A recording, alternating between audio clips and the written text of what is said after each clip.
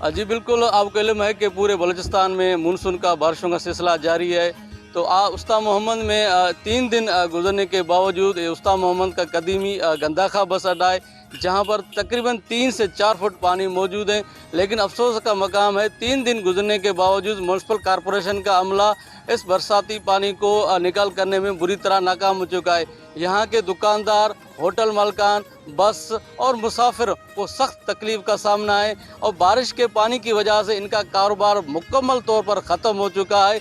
इन्होंने हुकूमत से और ज़िले इंतज़ामिया से, मेयर, म्यूनसिपल कॉरपोरेशन और दीगर हुकाम वाला से फौरी तौर पर मुतालबा किया है कि फौरी तौर पर भारी मशीनरी के ज़रिए गंदाखा बस अड्डे से बरसाती पानी को निकाला जाए ताकि यहाँ पर ये अपना कारोबार कर सकें। तो आइए इस हवाले से हमारे पास यहाँ दुकानदार मौजूद हैं, उनसे पूछते हैं कि इस बरसाती पानी की वजह से आपके क्या मसाइल हैं। तो पानी से बिल्कुल भरियल आहे और जेका दुकान आहिनि दुकाननि में अंदर पानी वञे थो और म्यूनसिपल कमेटी जो कोई भी अमलो हिन टाइम ताईं कोई भी ज़ाहिर न आहे और असांजो मेयर साहब भी हिन टाइम ताईं न आयो आहे या डिप्टी मेयर भी न आयो आहे। महिरबानी करे हुनखे चऊं था कि हिकु चकर तव्हां अचो, विज़िट कयो गंदाखा बस अड्डे जो कि गंदाखा बस अड्डो जेको आहे हिकु झील जो मंज़र पेश करे थो और पानी दुकान में वियो और कारोबारी हज़रा जेका बि उन्हनि खे सख़्तु ज़्यादातर नुक़सानु अचे थो।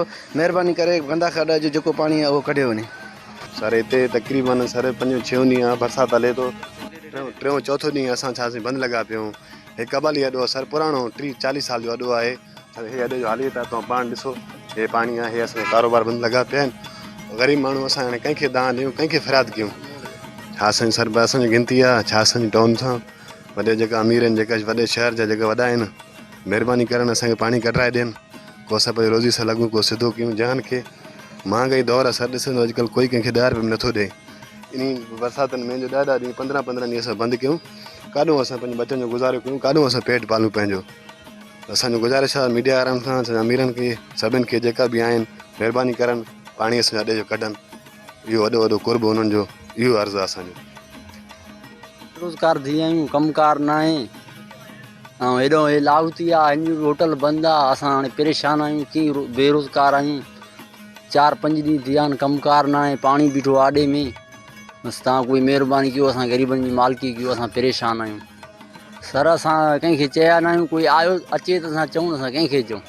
और ईंदा असांजी मालिकी कंदा, पाणी धाणी कढंदा, असां बेरोज़गार आहियूं, रोज़ी कंदासीं। एॾो त असां ॿचिड़े वारा आहियूं, ग़रीब आहियूं। हेॾो होटल वारो आहे, मां मोचू कमु कंदो आहियां, हे चांपलनि वारो आहे, वेठा आहियूं वात पटियूं, बसि हाणे छा कयूं? जी बिल्कुल, यहाँ के दुकानदारों का कहना है कि अफसोस का मकाम है, ये गंदाखा बस अड्डा कदीमी है, लेकिन यहाँ 3 दिन गुजर गए हैं, बारिश का पानी मौजूद है, इनका कारोबार मुकम्मल तौर पर ख़त्म हो चुका है। इन्होंने मेयर, म्यूनसिपल कॉरपोरेशन और दीगर ज़िली इंतज़ामिया से मुतालबा किया है कि फौरी तौर पर गंदाखा बस अड्डे से बरसात के पानी को निकाला जाए ताकि ये अपना कारोबार कर सकें। कैमरामैन ज़फ़र अली के साथ ज़ाकिर हुसैन, वश न्यूज़, उस्ताद मोहम्मद।